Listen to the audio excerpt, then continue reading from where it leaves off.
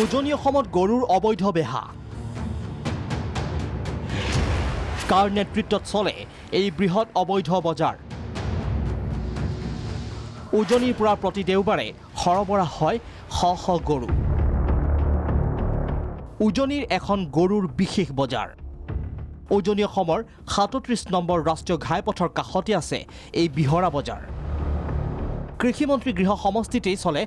গৰুৰ অবৈধ বেহা প্ৰতি দেওবাৰে পুৱাৰ ভাগত শ গৰু লৈ অনা হয় এই বিহৰা বজাৰলৈ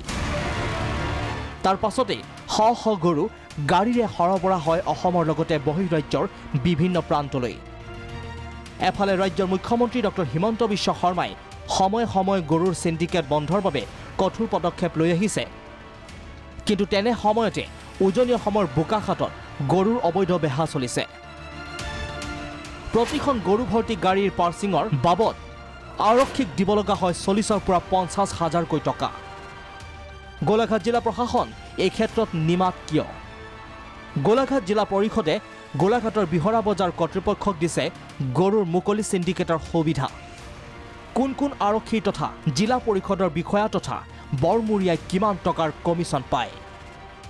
দ্য আছাম কেটেল প্ৰিজাৰ্ভেশ্যন বিল 2021 অনুসৰি পশু বজাৰ থকা জিলাৰ বাহিৰে অন্য জিলালৈ পশুধন সৰবৰাহত নিষেধাজ্ঞা থকাৰ পিছতো উক্ত পশু বজাৰৰ পৰা বিভিন্ন জিলালৈ কাৰ পৃষ্ঠপোষকতাত সৰবৰাহ হৈছে তাক লৈ প্ৰশ্নৰ উদ্বেগ হৈছে প্ৰাপ্ত তথ্য অনুসৰি গোলাঘাট জিলা পৰিষদৰ তত্বাৱধানত থকা বিহৰা পশু বজাৰৰ লেচি জনৈক ৰাজখোৱাৰ আৰু গোলাঘাট জিলা পৰিষদৰ কাৰ্যবাহী বিষয়াগৰাকীৰ পশুধন ক্ৰয় বিক্ৰয়ৰ ক্ষেত্ৰত সকলো চৰকাৰী নিৰ্দেশনাক জলাঞ্জলি দিয়াৰ তথ্য পোহৰলৈ আহিছে এই বিহৰা বজাৰলৈ উত্তৰ অসমৰ লখিমপুৰ ধেমাজি ঢকুৱাখনা মাজুলীৰ পৰাও নিয়া হয় গৰু ব্ৰহ্মপুত্ৰৰ মাজেৰে নিকৰিঘাটলৈ সৰবৰাহ হয় এই অবৈধ গৰুসমূহ বিহৰা পশু বজাৰৰ লেচি জনৈক ৰাজখোৱাই বোকাখাটৰ কুৰুৱাবাৰী অঞ্চলত সৰু গোটত বিভক্ত কৰি গৰুসমূহ জমা ৰাখে বিশেষকৈ গাড়ীৰে গৰু সৰবৰাহ অন্য জিলালৈ গৰু সৰবৰাহ গৰু বিক্ৰীৰ সময়ত পশু চিকিৎসা বিভাগৰ যাৱতীয় নথিপত্ৰৰ অবিহনে বিহৰা পশু বজাৰ কৰ্তৃপক্ষই বহি জিলালৈ গোধন সৰবৰাহ কৰাৰ গুৰুতৰ অভিযোগ উত্থাপন হৈছে পশু বজাৰৰ লেচি জনৈক ৰাজখোৱা আৰু গোলাঘাট জিলা পৰিষদৰ কাৰ্যবাহী বিষয়াগৰাকীৰ মাজত চলা গোপন ধনৰ লেনদেনৰ বাবে এইদৰে বিহৰা পশু বজাৰ উজনি অসমৰ গৰুৰ অবৈধ বেহাৰ হটস্পটলৈ পৰিণত হৈছে